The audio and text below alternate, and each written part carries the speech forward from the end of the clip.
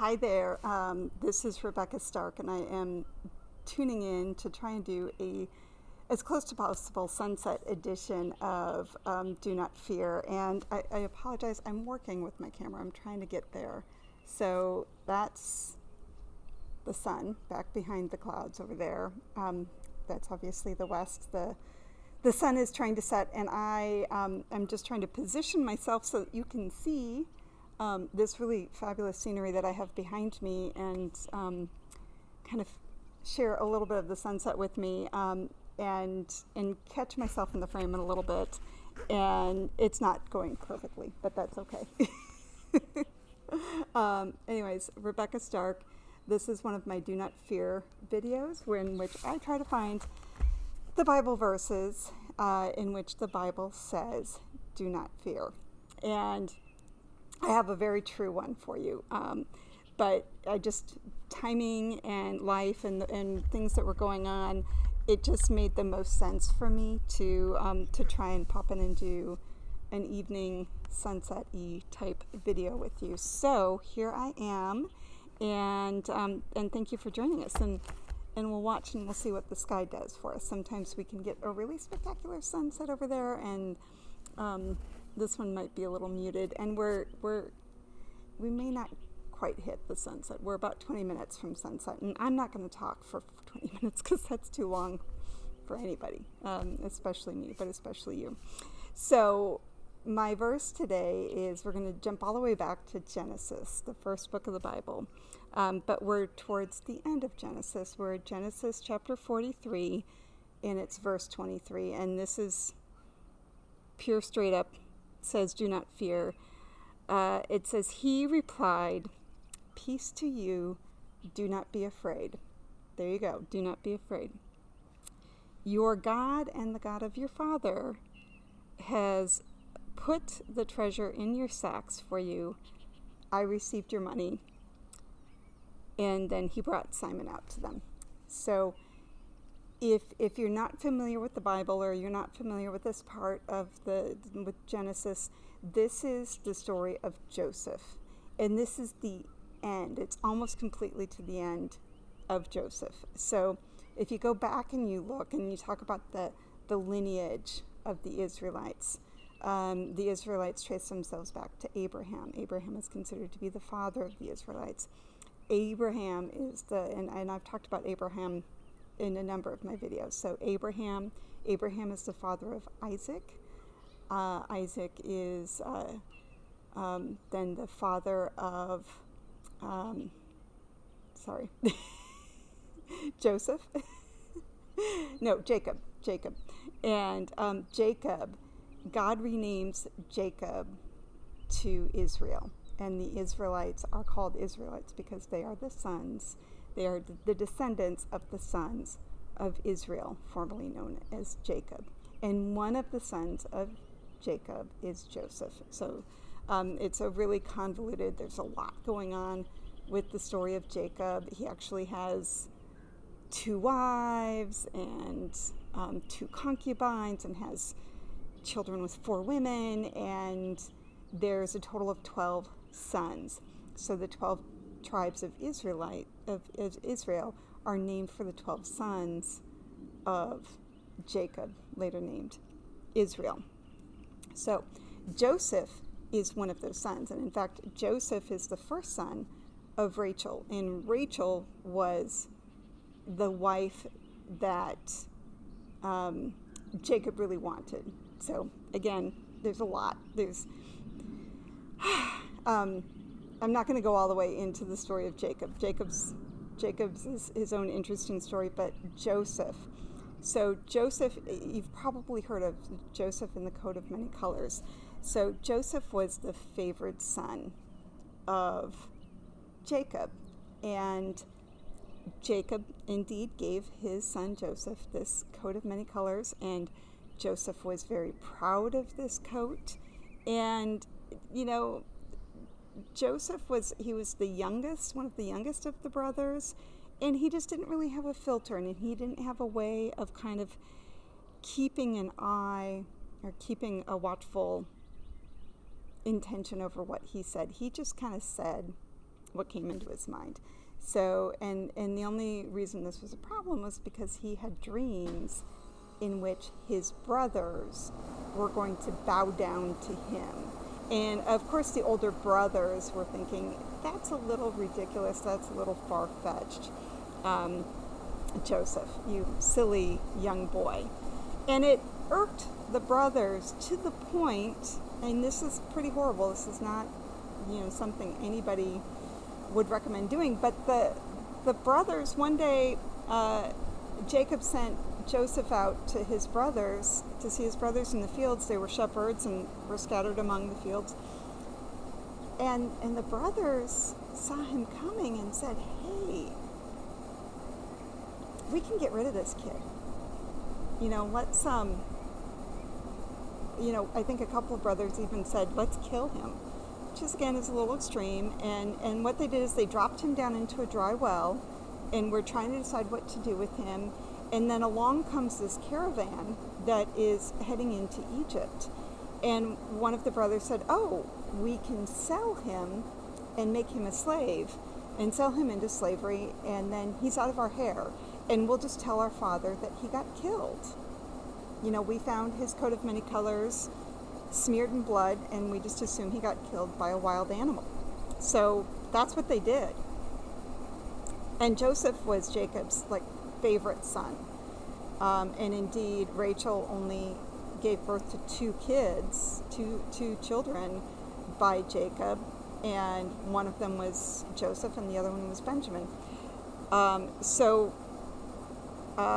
Jacob held his son Joseph very close because he loved Rachel. And so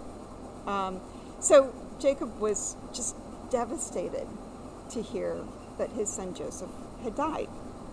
Well, Joseph ends up on this really interesting trajectory in that he gets sold as a slave into a leader of Egypt.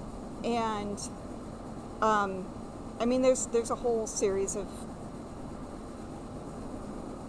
adventures, excitement, interpreting of dreams, which is something Joseph is known for, and Joseph did share about his dreams with his brothers. But eventually, Joseph, right, this kid, gets put in charge, second in command of Egypt.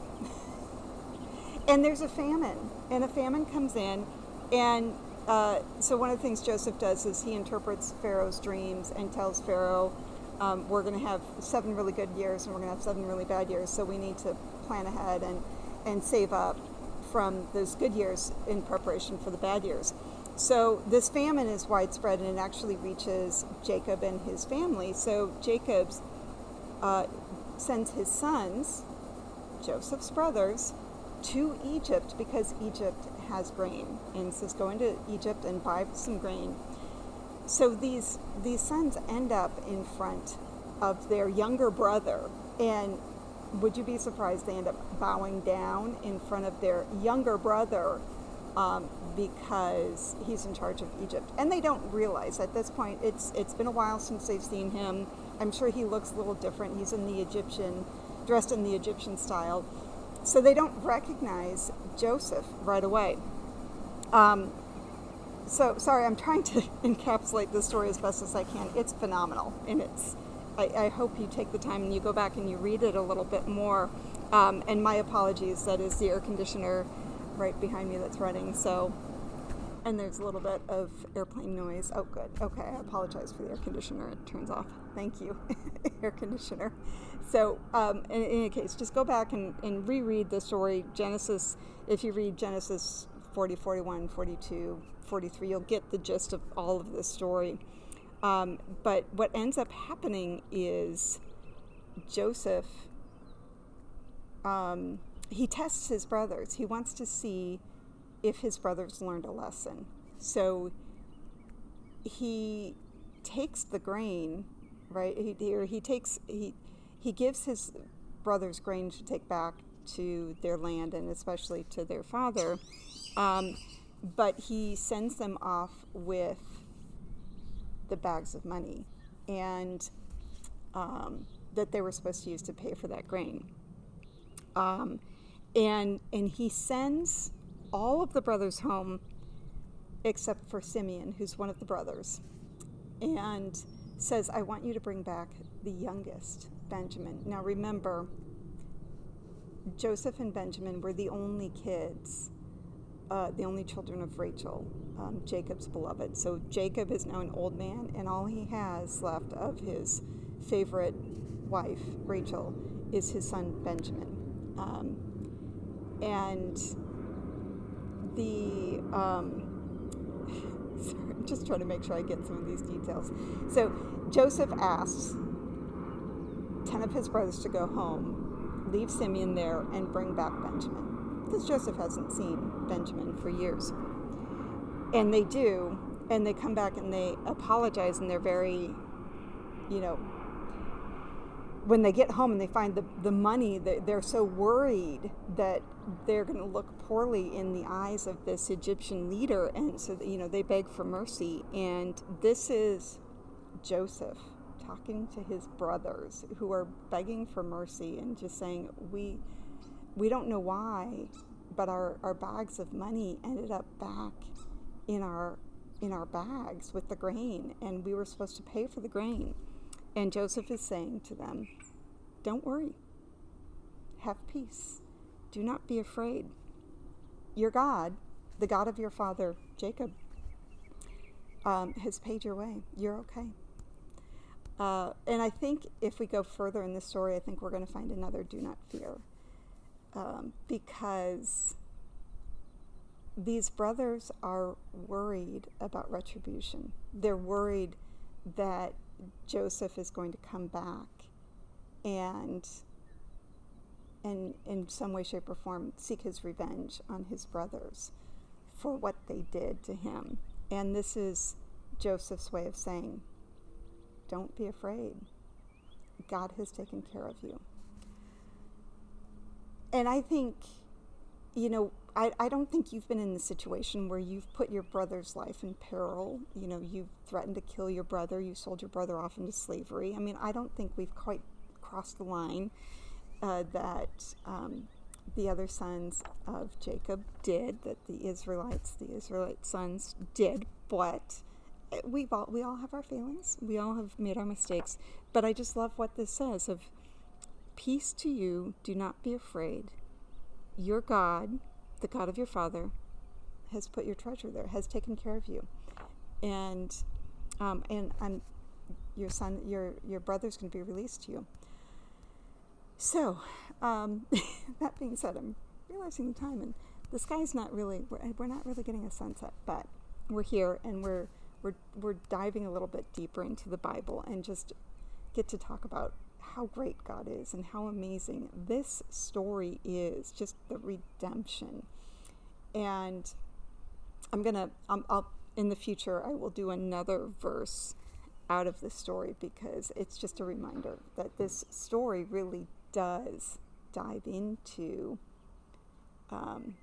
redemption and forgiveness like you can't imagine how just awesome it is.